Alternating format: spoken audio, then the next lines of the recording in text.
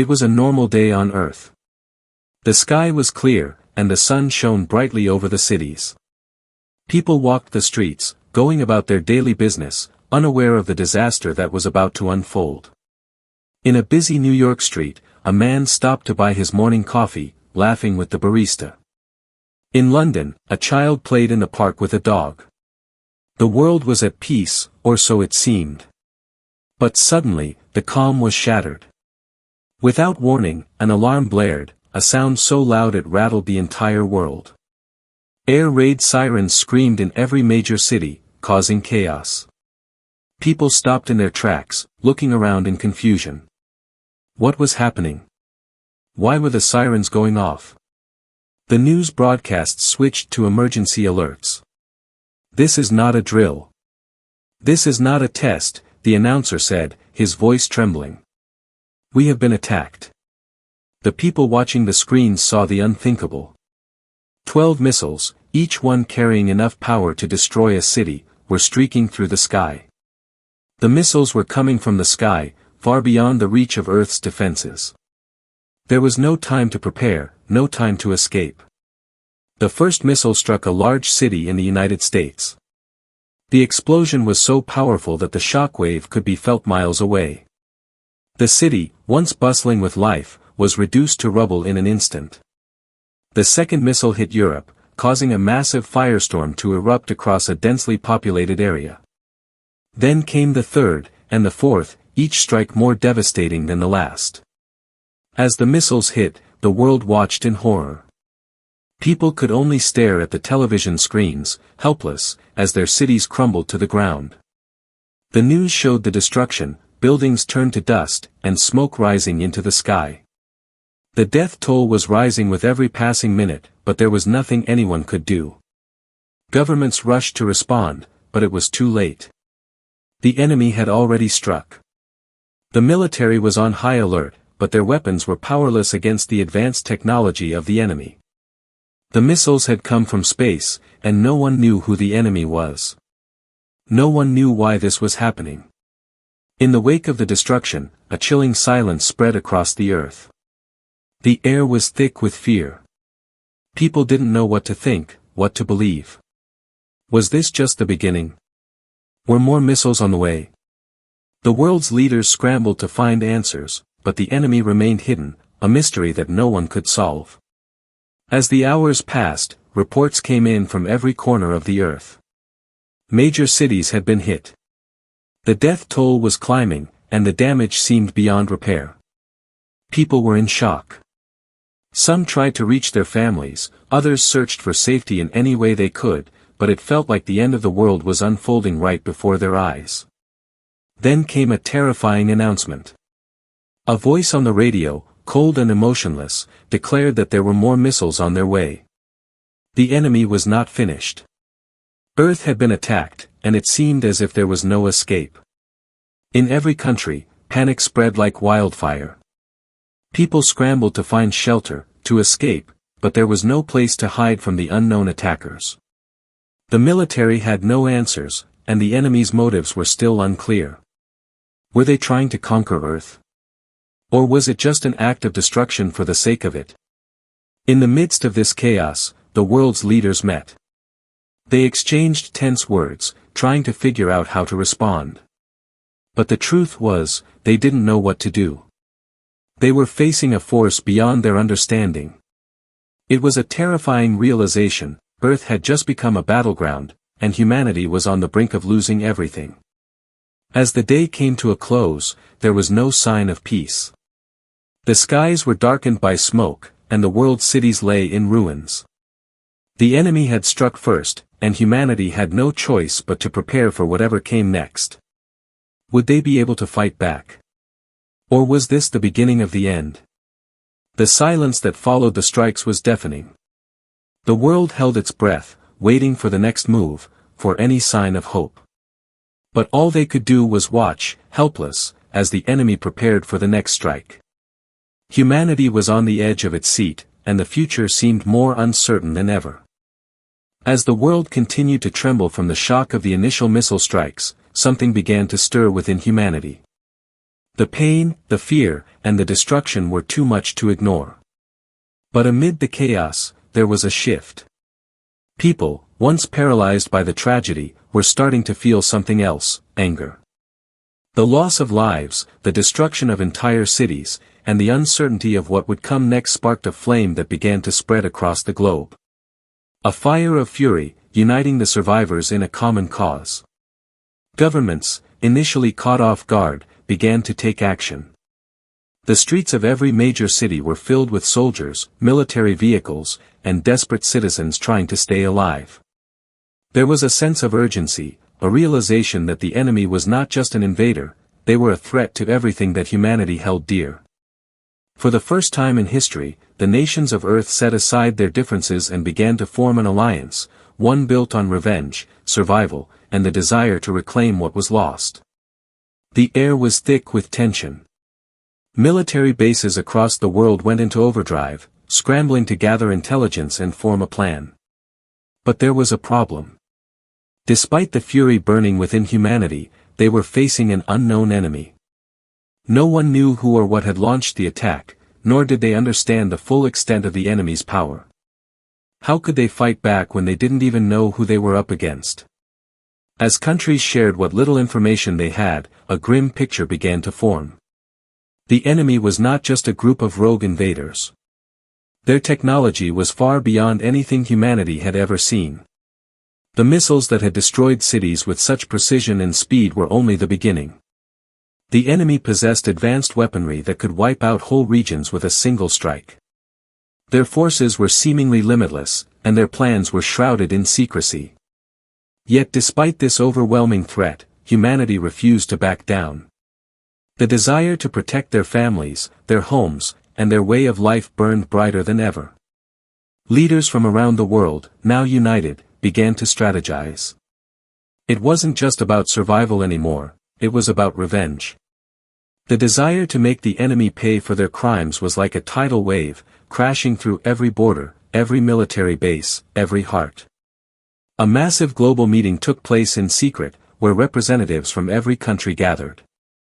The room was filled with leaders from all walks of life, politicians, generals, scientists, and strategists. The discussions were heated, with voices raised in frustration and fear. What could they possibly do? The enemy was too powerful, too mysterious. But in the midst of the uncertainty, one voice stood out. A young scientist, a woman who had been working on advanced weaponry, raised her hand. She had a plan, a dangerous, risky plan, but it was the only hope they had. Her proposal was simple yet terrifying: build a counterattack using the enemy's own weapons against them. If they could capture one of the enemy's missiles or technology, they might be able to turn the tide. But there was one major issue: no one had any idea where to start. The enemy had struck from space, from a location far beyond Earth's atmosphere. And they hadn't left any trace of themselves behind. Still, the plan was set into motion. Earth's best minds, from scientists to military tacticians, began working around the clock. They started building technology capable of reaching into space, hoping to intercept the enemy's next move. They had limited time and resources, but there was no other choice. The desperation was palpable.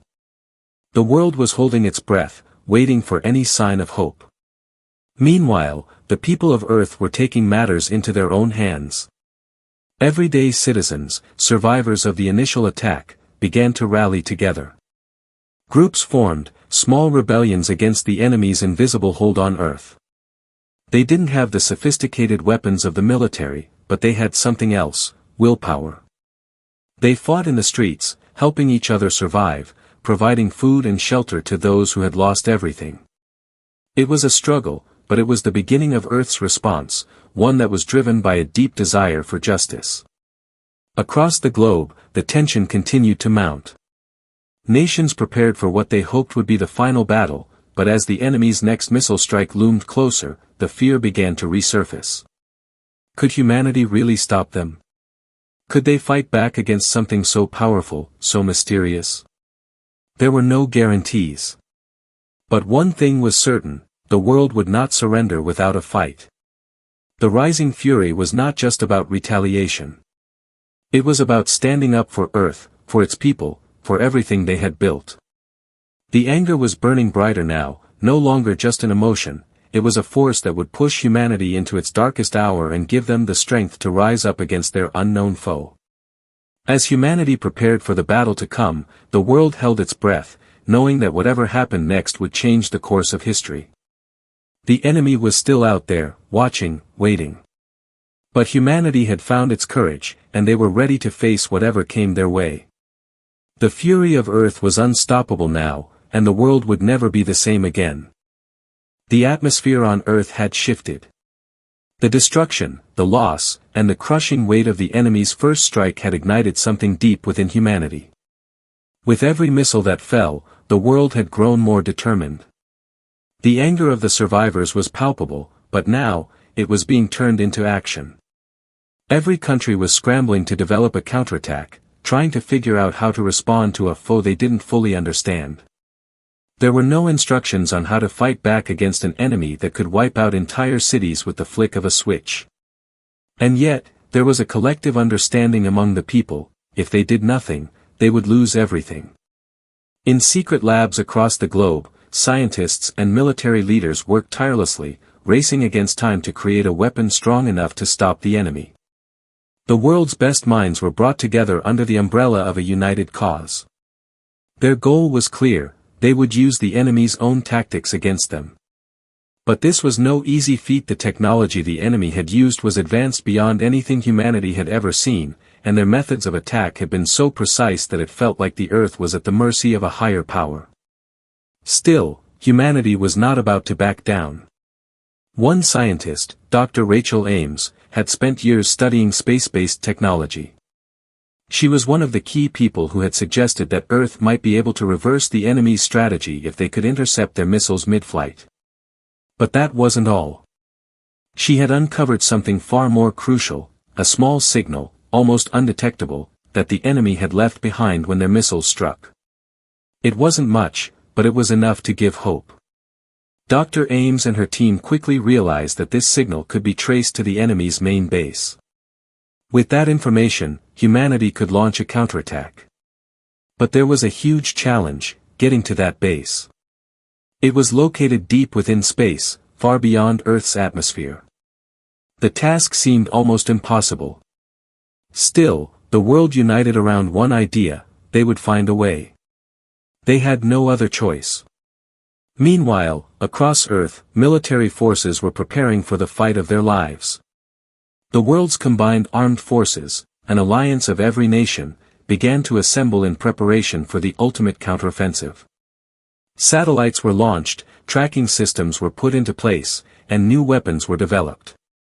The enemy might have been able to strike from space, but humanity had learned from their mistakes. Now, they would strike back with everything they had. The most advanced spacecraft ever created was built in record time. It was designed to reach the enemy's base, bypassing any defenses that might be in place. This was humanity's last chance to turn the tide. If they failed, the enemy would finish what they had started: Earth would be lost forever. The pressure weighed heavily on everyone involved. But there was no time to dwell on fear. Humanity had no choice but to launch the attack. The countdown began. As the rocket engines roared to life, the entire world held its breath. This was it, the beginning of Earth's retaliation. The spacecraft, a sleek, powerful vessel built to travel faster than any ship before it, soared into the sky, piercing the atmosphere and disappearing into space. As it ascended, Earth's forces monitored every movement, waiting for the next phase of the plan to unfold. On board the spacecraft was a small team of soldiers and scientists, led by Captain Elijah Reed, a seasoned military officer who had lost his family in the initial strike. His hatred for the enemy burned hotter than anything else, and he was ready to sacrifice everything to make sure humanity could reclaim its future. Alongside him were Dr. Ames and her team, their expertise guiding the mission. Together, they would journey to the unknown, to the place where the enemy's base was hidden. But as the spacecraft entered deep space, things began to go wrong. The journey was more perilous than anyone had expected. The crew encountered strange anomalies in the fabric of space itself, almost as if the enemy had anticipated their every move. Suddenly, the spacecraft's systems malfunctioned. The communication link with Earth was severed. The crew was cut off, alone in the vast emptiness of space. The sense of isolation was overwhelming. They had no way to return. Failure was not an option. With their systems failing and time running out, the team worked together to make repairs and stay on course. Every second was a battle against the unknown. The closer they got to the enemy's base, the more dangerous it became.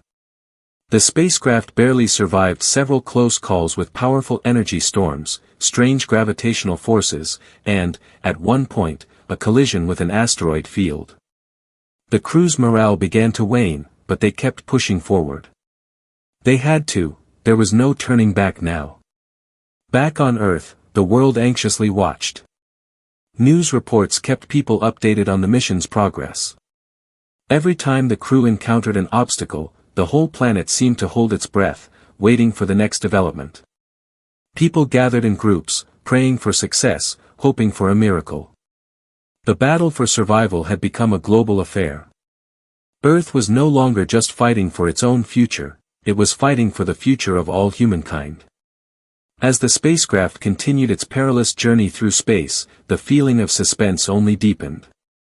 Would they succeed in reaching the enemy's base? Would the counterattack work? Or would the enemy strike again before humanity could even get close? The clock was ticking, and humanity's hope rested on the shoulders of a few brave souls. The fate of Earth, and perhaps the entire human race, was about to be decided. Would Earth's fury be enough to defeat the enemy? Only time would tell, but there was no turning back now. As the spacecraft neared its destination, the tension aboard the ship reached unbearable levels. Captain Elijah Reed, along with Dr. Rachel Ames and the rest of the crew, felt the weight of the mission pressing down on them with each passing minute. The unknown was closing in on them, their target was near, and yet, something didn't feel right. The enemy's base, once a blurry dot in the distance, was now clearly visible on their radar, but there were no signs of life, no activity. It was eerily quiet, as if the enemy was waiting for them to make the first move. "We're entering their territory now," Captain Reed's voice crackled over the intercom. His eyes were glued to the navigation screen, watching as they crossed the threshold into the enemy's domain. "Stay alert, everyone. We don't know what we're walking into." Dr. Ames, her brow furrowed with concentration, ran her fingers over a series of switches on her console. "I'm picking up strange readings, nothing like anything we've ever seen. It's almost like they're hiding something. I'm not sure how, but we're being watched." Reed exchanged a glance with his team. They had expected a fight, but this was more than they had prepared for. There was no enemy fleet, no advanced missile defense systems, just silence. Yet that silence felt more like a trap than a relief. The ship continued its approach, the distance closing between them and the enemy's hidden base. And then, without warning, a deep rumble shook the spacecraft.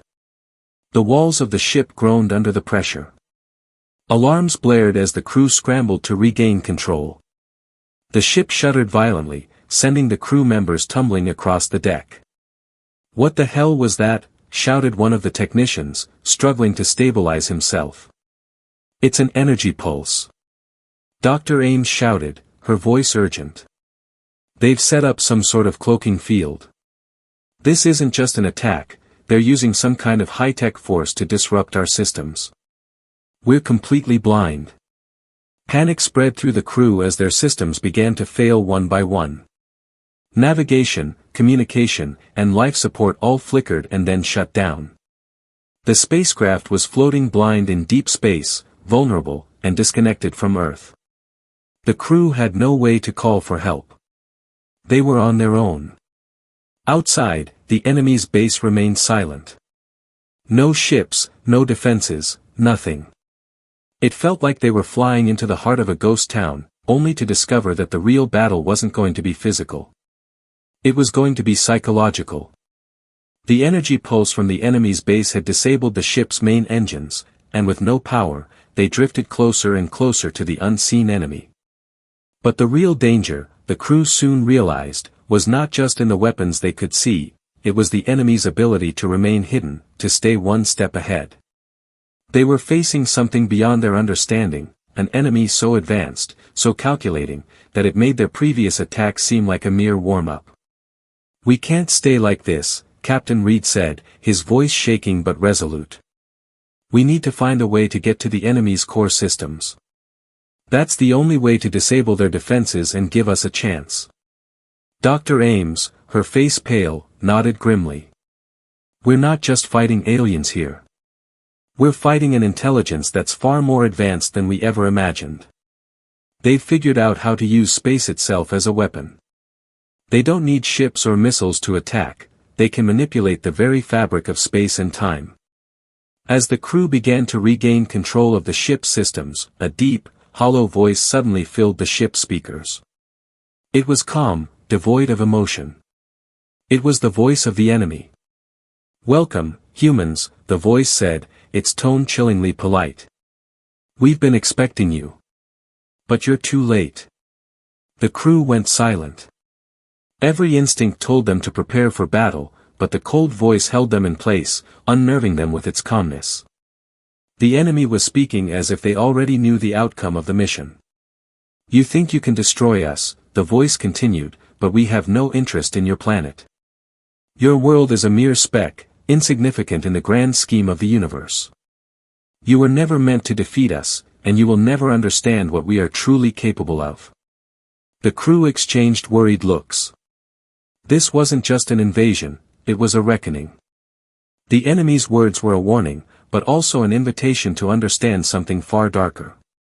They weren't just fighting for survival anymore, they were facing the unknown, an intelligence so far beyond human comprehension that even their most advanced weapons seemed like toys.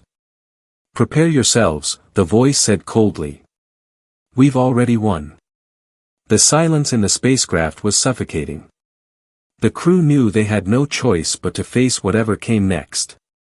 The battle wasn't just against a force that could destroy cities, it was against an intelligence that viewed humanity as nothing more than an inconvenience. As the ship drifted closer to the enemy's base, the crew felt a chilling realization settle in: this was no longer a fight for survival, it was a fight for their very understanding of reality itself. Could they still stop the enemy, or had they already lost before the battle had even begun? Only one thing was clear: they had no idea what awaited them on the other side. The crew aboard the spacecraft drifted silently through space, caught in a web of uncertainty. The voice, cold and unnerving, still echoed in their minds. "We've already won." Those words had taken root, gnawing at their resolve. Captain Elijah Reed, along with Dr. Rachel Ames and the rest of the crew, understood one thing: they had no choice but to press forward, even as the darkness around them grew thicker. The enemy had made it clear they didn't just want Earth, they wanted the very soul of humanity itself. The crew's mission, once clear-cut, had now become a desperate race against time. As they approached the enemy's base, it became clear that the situation was unlike any battle they had ever faced. There were no missile silos to target, no fleet to defeat. The enemy wasn't hiding behind walls of iron or shields of energy, they were hidden within the very fabric of space itself. It was as if reality had been twisted, manipulated into something unfamiliar. The enemy had built their base in a place beyond time and space, a location no human technology could have anticipated.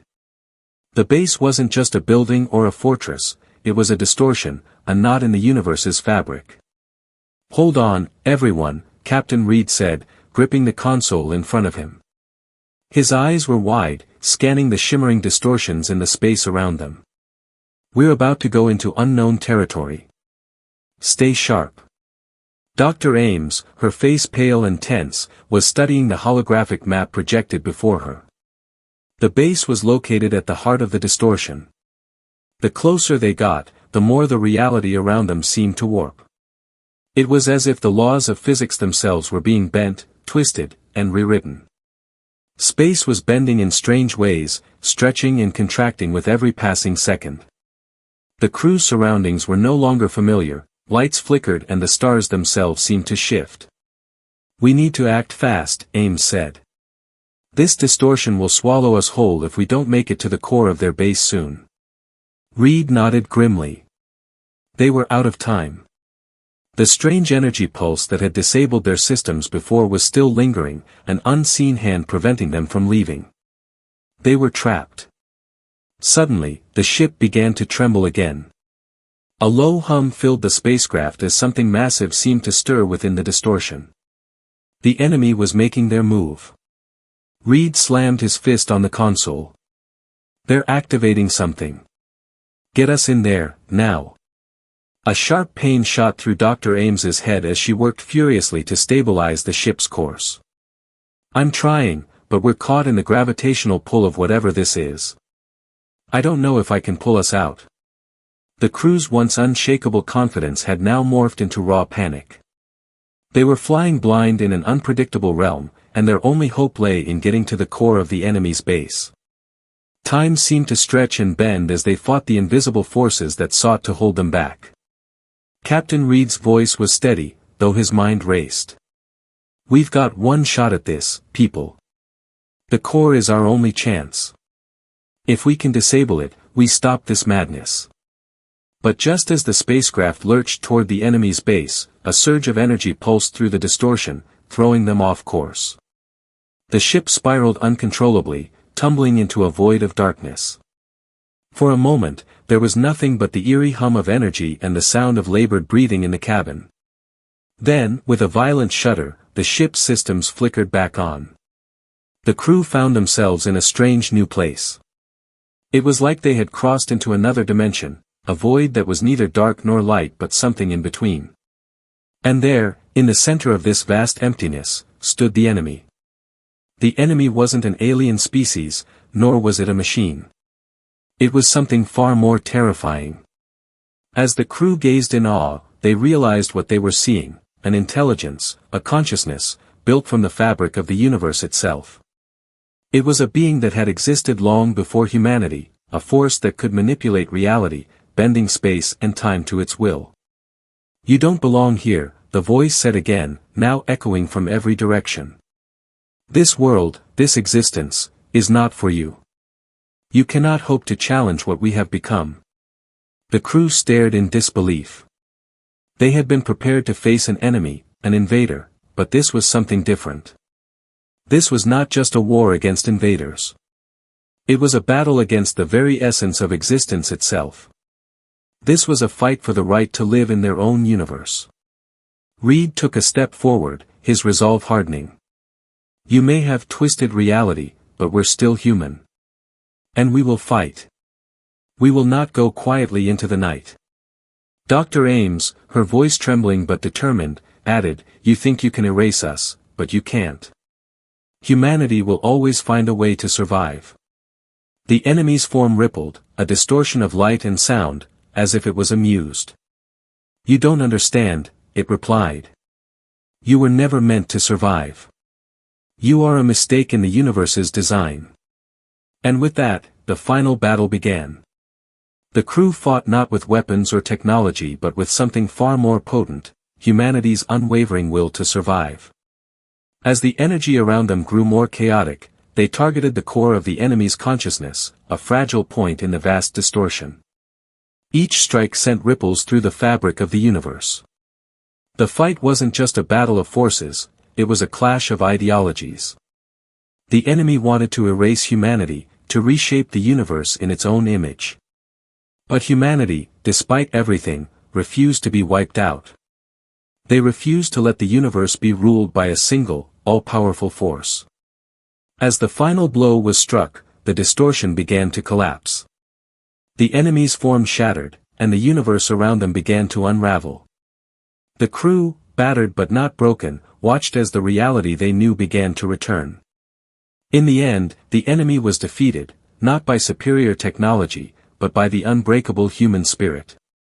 The distortion faded, and the crew found themselves once again in the familiar emptiness of space. Earth, though scarred, was free. Humanity had fought back, and in the face of the unimaginable, they had won. The world would rebuild, stronger than ever, knowing that no force, no matter how vast, could ever truly extinguish the light of human resilience. The final stand was over. And humanity had emerged victorious.